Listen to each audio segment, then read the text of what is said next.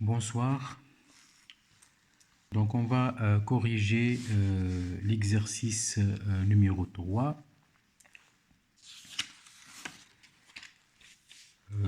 Donc on a exercice 3, on va lire ensemble. Donc un transformateur réel peut être représenté par le quadripôle Q suivant.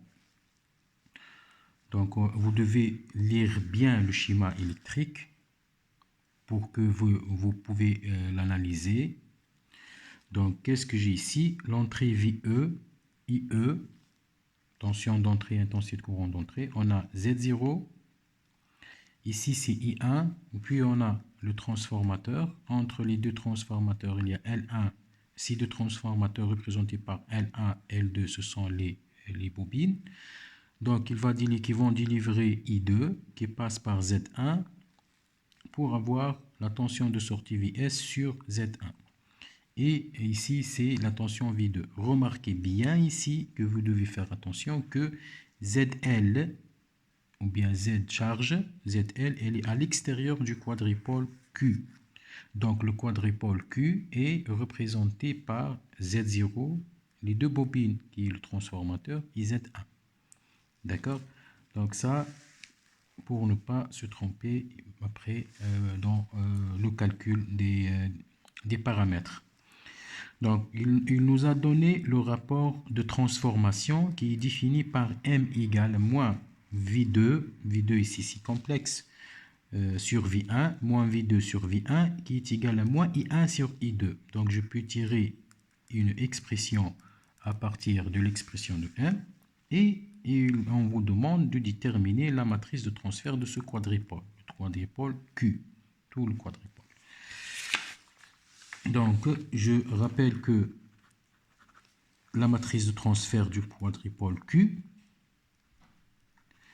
c'est quoi? C'est le fait d'écrire VE, UE en fonction de la matrice T de transfert multiplié par VE, IE, c'est VS moins IS. D'accord?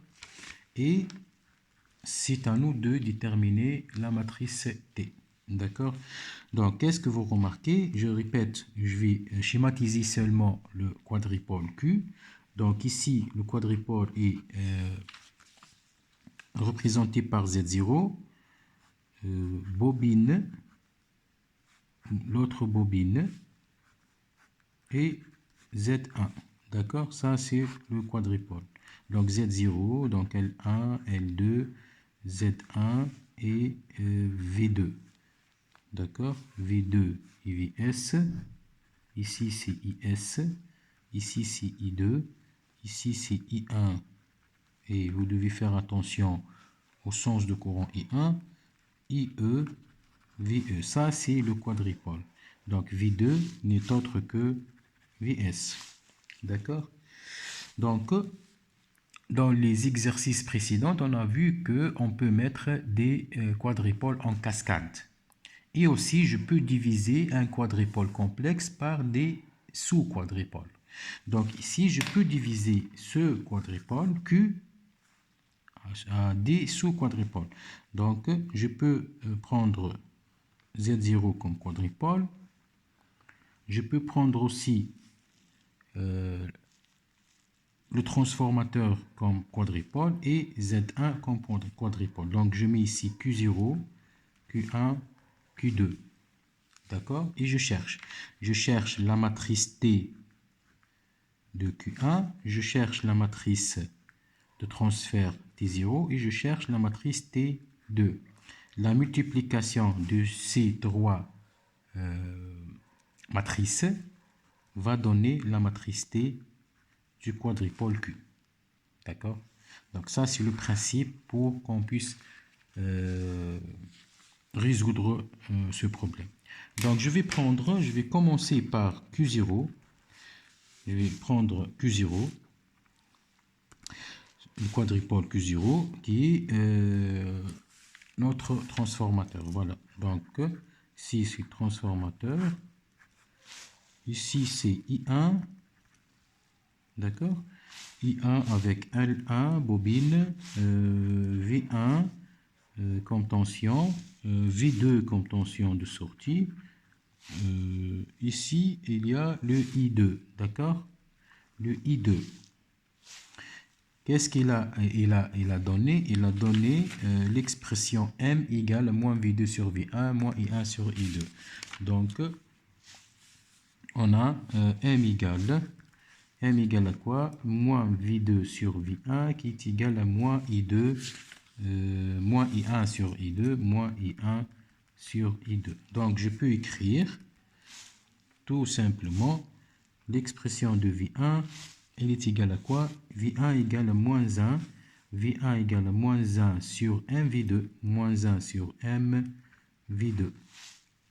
Et je peux écrire aussi I1 égale, c'est pas grave d'écrire grand I ou bien petit i, donc c'est moins M fois I2, voilà, fois I2. Ça que je peux tirer de cette expression. Mais quelle est la matrice de transfert de ce quadripôle? La matrice de transfert de ce quadripôle, je viens à écrire V1 I1 qui est égal à la matrice T0 qu'on doit chercher, T0, fois V2 moins I2. Et je compare. Est-ce que cette expression peut nous donner la matrice T0? Donc ici, je dois écrire, ça c'est A, B, C, D, les paramètres de la matrice.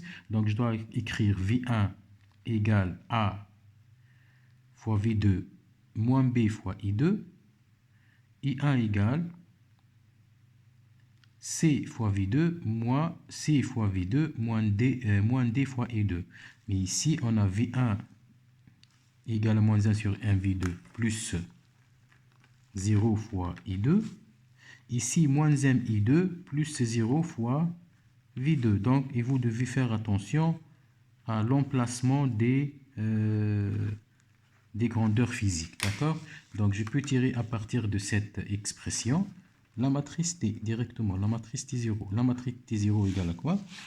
Tout simplement, elle est égale à moins 1 sur M, 0, 0, pas moins M, 0 et moins M. C'est facile. Donc, j'ai déterminé directement la matrice T0. Donc, je passe à l'autre quadripôle. C'est quoi l'autre quadripôle? Q1. L'autre quadripôle, c'est Z0. D'accord? C'est Z0. L'entrée, c'est VE. La sortie, l'entrée aussi, c'est IE. La sortie, c'est I1. Et la tension V1. Donc, vous allez voir que la sortie du premier quadripôle représente l'entrée du second quadripôle et ainsi de suite. Voilà. Donc, qu'est-ce que je peux écrire ici comme quoi? Comme équation, ou bien j'applique les lois de Maïne. Ici, je peux écrire que VE, elle est égale à V1, tout simplement. VE égale à V1, ces deux sont en parallèle. Les deux tensions sont en parallèle, donc il n'y a pas de changement dans ces valeurs. Donc, je peux écrire IE aussi. IE égale à quoi? IE égale à quoi? IE. IE, ici, je peux écrire la loi d'Ohm. La loi d'Ohm, c'est quoi? Donc, je dis, ça se divise le IE dans notre loi de nœud. Donc, IE se divise intensité de courant qui va entrer ici, qui n'est autre que V1 ou VE, V1 sur Z0, plus I1. Donc, ici, par exemple, je l'appelle I'. Donc, I', ici. La tension V1 égale à quoi en fonction de I'? Égale à Z0 fois I'. Donc, I' est égal à V1 sur Z0. Ou bien aussi, elle est égale à VE sur Z0. Mais dans notre cas, on va utiliser V1 sur Z0. Et IE n'est autre que I' plus I1. Donc, je remplace I' par l'expression V1 sur Z0 plus I1. D'accord? Plus I1. Et pour ce quadripôle, quelle est la matrice de transfert que je dois écrire? Je dois écrire VE IE, elle est égale à la matrice de transfert T1 fois V1 moins I1. D'accord? Moins I1. Donc, ici, j'écris cette expression, je répète l'expression en fonction des deux termes. Donc, VE égale quelque chose fois V1. D'accord? Il y a quelque chose. C'est 1, bien sûr. 1 fois V1 plus quoi? Plus, il n'y a rien ici. Donc, plus 0 fois moins I1. Et j'écris aussi le IE. Ici, regardez, ici le IE. L'autre paramètre fois I1 avec l'autre paramètre fois moins IE. Donc, IE égale à quoi? Égale IE égale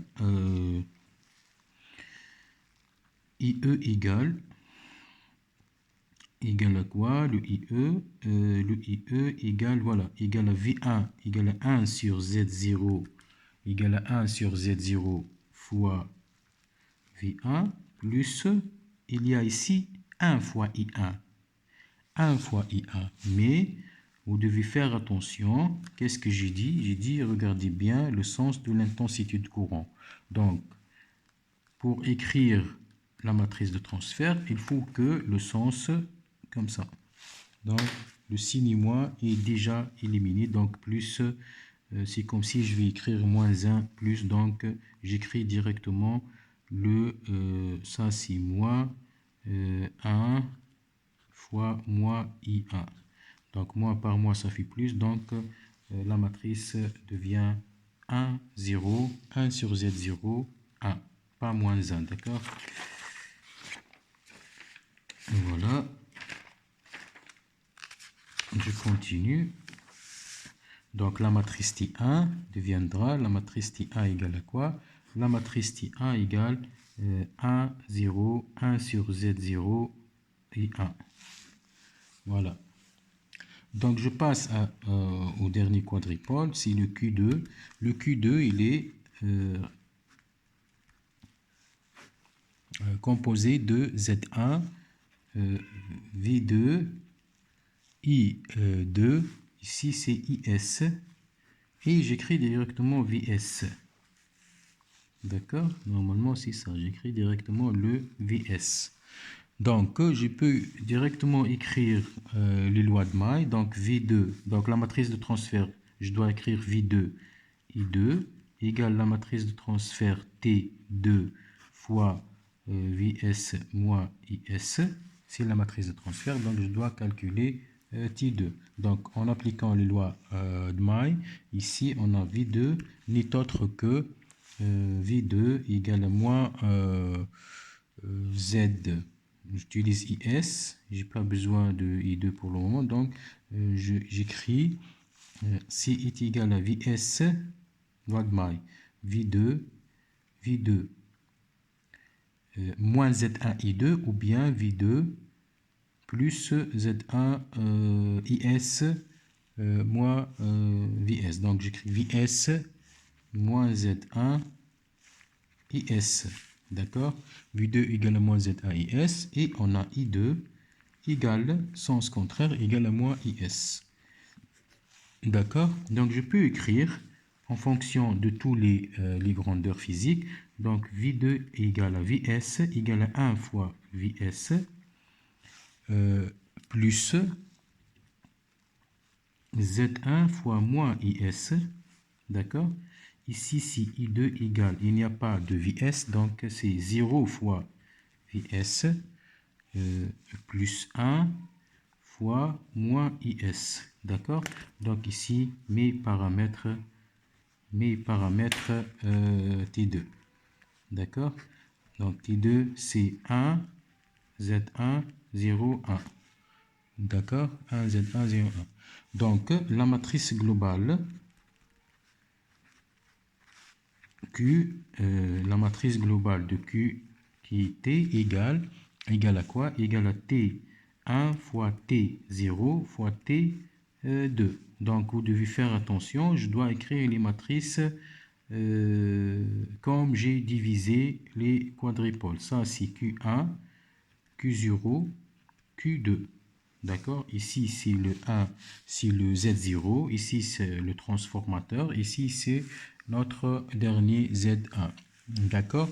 Donc, la matrice T, elle est égale à quoi? Elle est égale à 1, 0, 1 sur Z0, 1.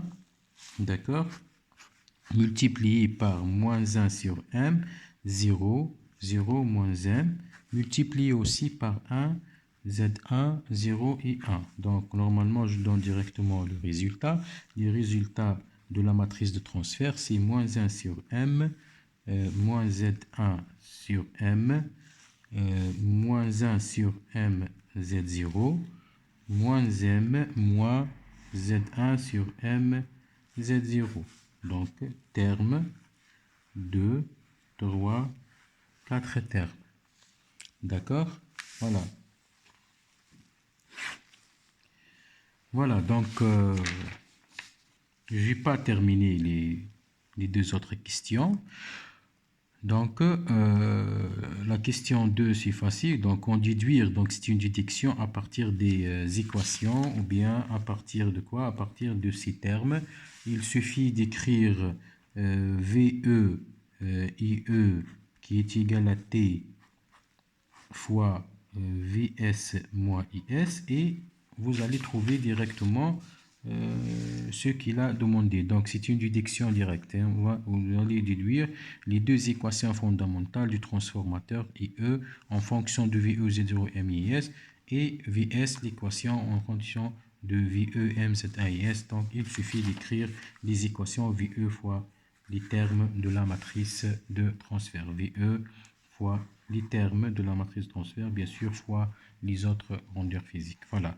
Donc, merci pour votre attention.